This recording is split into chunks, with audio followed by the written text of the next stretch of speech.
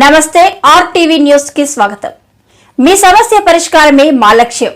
మీ సమస్యలను వాట్సాప్ చేయండి చాలు.